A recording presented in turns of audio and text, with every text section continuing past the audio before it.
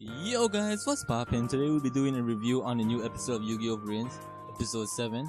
And if you guys don't know, I'm really into Yu-Gi-Oh! I enjoy playing the card game and watching anime.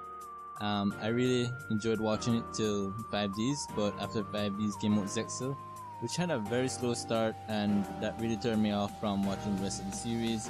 But then Art 5 came out and I fell in love with Magician Pendulum base decks.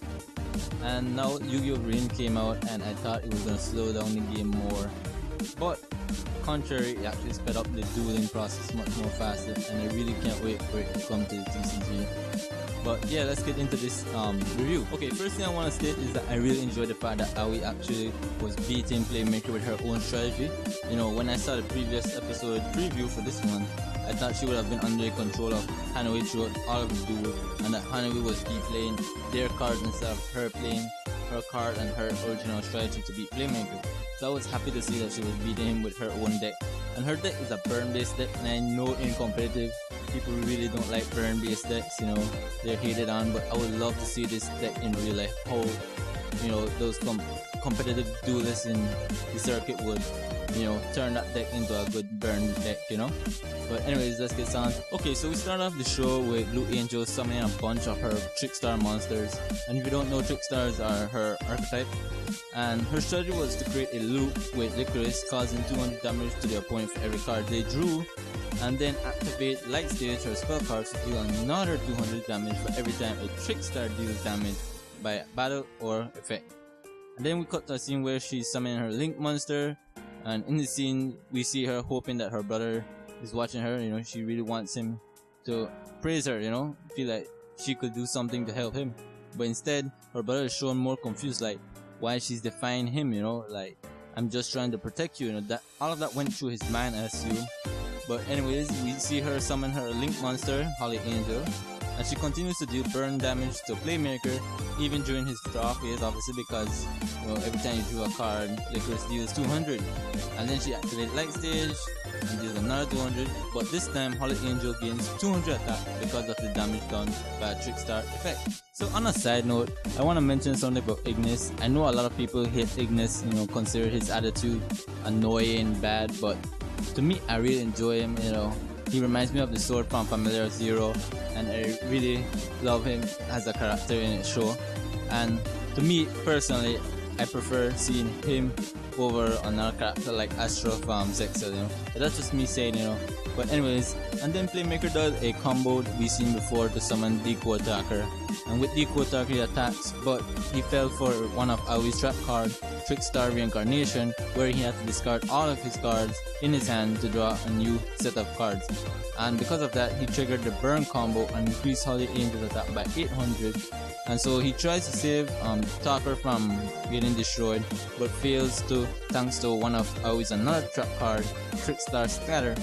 And then afterwards, we see a glimpse of Emma, the tracker Aoi brother hired to try to figure out who Playmaker is. But then Playmaker ends his turn by specially summoning Savant Driver to his field, and he ended his turn that way. So Playmaker ends his turn, and we notice that Holly Angel's attack went back down. So it's safe to assume that at the end of the opponent's turn, Holly Angel's attack stat will always reset, which sucks because, you know, I really wanted it to stack, because, you know, Holly Angel as a Link monster by itself isn't that strong, only with a 2000 base attack, so it can be easily run over by other cards. So I really wanted it to stack, but anyways, afterwards Playmaker noticed that the Hanoi's strength is growing stronger and stronger, and that's because Aoi just drew the card that the Hanoi gave her. And when she drew it, you could actually see her being affected by the card itself, you know? So we got back to a scene with the leader of the Knight of Hanoi, Revolver, and he's talking about how she cannot defy him now thanks to the fact she already drew the card.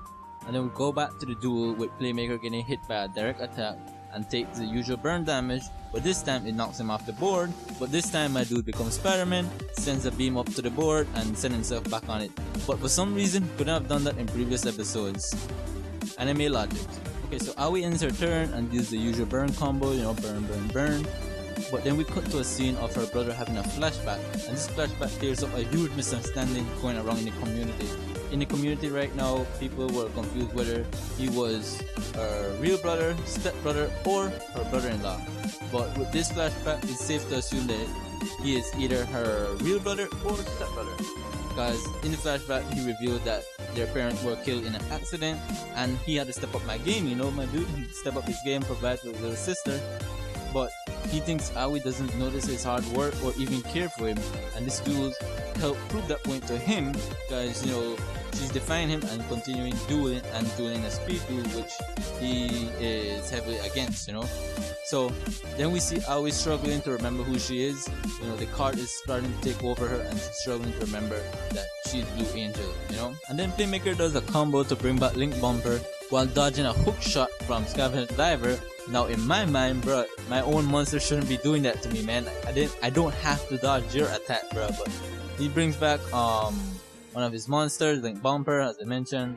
And then we see Aoi's still struggling to remember who she is, constantly reminding herself that she is Blue Angel. And then Playmaker does his usual main protagonist power, you know. He ends up summoning a new monster in Code Talker, not the Code Talker, in Code Talker.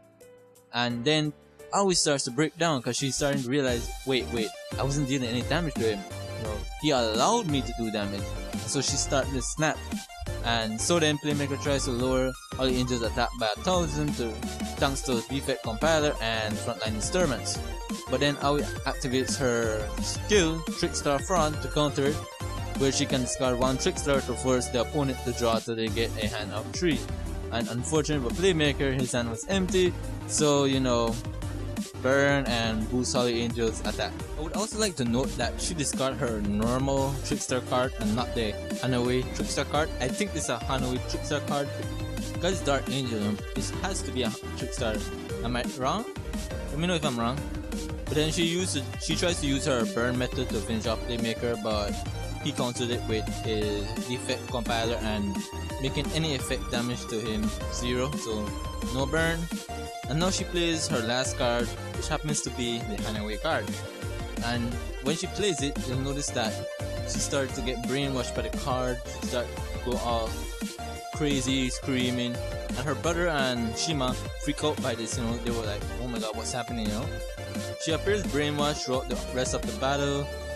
She attributes her own Trickstar to give Holly an attack boost and make Holly the target for Playmaker's attack. And Playmaker also puts a disturbance counter on one of his monsters. She still attacks with Holy Angel, but thanks to encode effect, Playmaker doesn't take any damage or lose Compiler, which was attacking Holy Angel. And at the end, Encode Talker gains a attack boost based on Holy Angel's attack. So, you know, a more broken OP card for our main protagonist, guys. You know, anime logic. But still, she attacks with Holy Angel, and afterwards we see her losing herself, and her brother sees this, and he really tries to shut down this game. She's trying to shut down the server, you know, even stating that he would take full responsibility for this, but he fails, you know, thanks to a system error. But while she was going berserk, Ignis mentioned to Playmaker that she could suffer some real mental damage, you know, similar to SAO. And I know a lot of people don't like SAO, but you know, in SAO when you took physical damage, it didn't affect your physical body but your mental mind. So similar to this, you know, she's going berserk because of the brainwashing, and she's losing herself, so she could end up in a coma after all of this. Even her fans would seem concerned for her, you know, like everyone was worrying for her because she was crying, dude, and screaming, you know, everyone was lost, like don't know what's happening to her idol. And Playmaker then removes a counter to boost encode by another 800, boosting it to a complete stat of 6,100 attack points.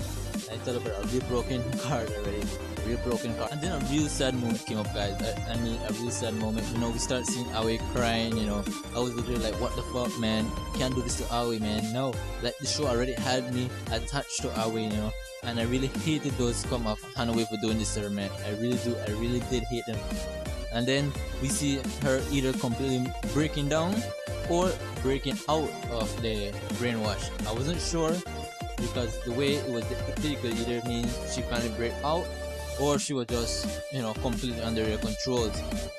Let me know what you guys think about that. I'm not sure what to think about it. And then we see the duel could not be shut down by Aoi's brother. His server came out with an error, so he couldn't help her. We see him very angry for that. He's like, come on, that's his little sister, and he couldn't do anything for her. Then we cut back to the duel, and where Playmaker activates another counter to lure Holly Angel's attack by Licorice defense, and then attacks with Encoder. And while that happening, we see Aoi crying, dude. She's losing herself. A real sad moment, bro. I'm telling you, man. In this show, they really did what they had to do for depict Aoi character as a good character. And in the preview, it looks like she's in a coma due to the mental damage from the duel. And this further strengthens Playmaker, mentality of revenge towards the Hanoi. And I'm really hoping to see this build up in the next episode. So we are at the part of the video now where I give my opinions on the overall point of the episode, if it did what it had to do, and the animation, the sound, everything in a whole. And first thing I gotta say is, it did what it had to do. It did what it had to do. It depicted Aoi as a good character. It built her up. It made us feel attached to her, feel sorry for her. And I know if many of you were like me, but I was really rooting for her. I was like, you know what? This is the one person that should be Playmaker. This person should be Playmaker. So they really did what they had to do. They, really built up her character, and I can't wait to see more of her. I want to see how she develops. If she becomes more outspoken or becomes more shy due to this events, or is she still under complete control of Hanoi, and how would Playmaker go about saving her? But man, that was great. That was a great episode. The animation was great. All the monsters looked clean. Encoder and Decode look similar, just different color of paint, and I believe Encoder has a shield sword instead of a regular sword like Decode. But still great animation, and the sound was great. I love the sound that was happening during the beginning of the duel. The sad music afterwards, just put more to the feels in the end, right? But the beginning duel sound, that was clean music. But overall, I really think this episode did what it had to do. This show is really giving me that 5D's vibe, but a 5D vibes where, it's based in high school, because in 5D's, Yusei wasn't in high school, right? He was a out of school kind of badass, right? But Yusaku is actually a badass in high school. He's cool. I just love this show. I can't wait to see it, continue to develop. And I really hope you guys enjoy these reviews, because I really want to talk about these shows and give my opinion on this and hear you guys' opinion on the episode, right? Because this episode is great, and I would like to see your opinion on the episode. Thanks for watching, guys. If you enjoy, leave a like, maybe subscribe for Yu-Gi-Oh review content, and let me know if you would want me to do duels, because I'm trying to get back into the competitive scene again. But yeah, thanks for watching. Peace. Now that's character development.